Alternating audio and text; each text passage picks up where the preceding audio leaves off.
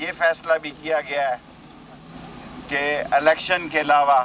کسی قسم کے کوئی مذاکرات کسی سے نہیں ہوں گے. لانگ مارچ کا بھی ڈسکشن ہو رہی ہے، مختلف ڈیٹس، کیونکہ وہ سوچ رہے ہیں کہ بجٹ آ رہا ہے اور یہ 10-20 روپے مہنگائی بڑھا رہے ہیں اور IMF کی غلامی جو ہے میں یہ جا رہے ہیں اور پیسے لینے کے لیے شاید غریبوں کا یہ اور خون چوسے اور مہنگائی اس جگہ پر لے جائے. مہنگائی کی اور بے روزگاری کی اور لوڈ شیڈنگ کی، جو شہباز شریف کہہ رہا ہے 2 گھنٹے لوڈ شیڈنگ ہوگی، کاش وزیر اعظم ہاؤس اور وزراء کی بھی لوڈ شیڈنگ ہو. اور یہ فیصلہ کیا گیا ہے کہ ان تمام ایشوز کو زیر غور لایا جائے گا اور جو مہنگائی کا طوفان 15 تاریخ تک اور آ رہا ہے اس سارے طوفان کو نکل کے دیکھ کے آج ابھی میٹنگ ہوگی اور ڈیٹ کا فیصلہ کریں گے، کال کا،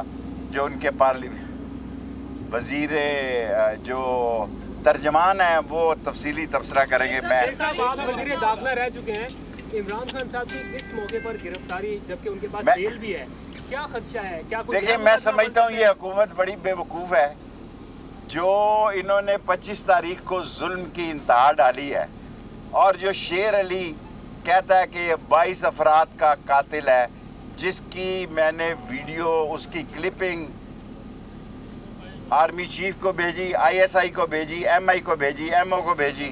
اور جس طرح یہ اپنے کیسز ٹھیک کر رہے ہیں، FIA میں ڈرامہ کر رہے ہیں، ANP میں ڈرامہ کر رہے ہیں، یہ ساری باتیں جو ہے اگر یہ عمران خان کو گرفتار کریں گے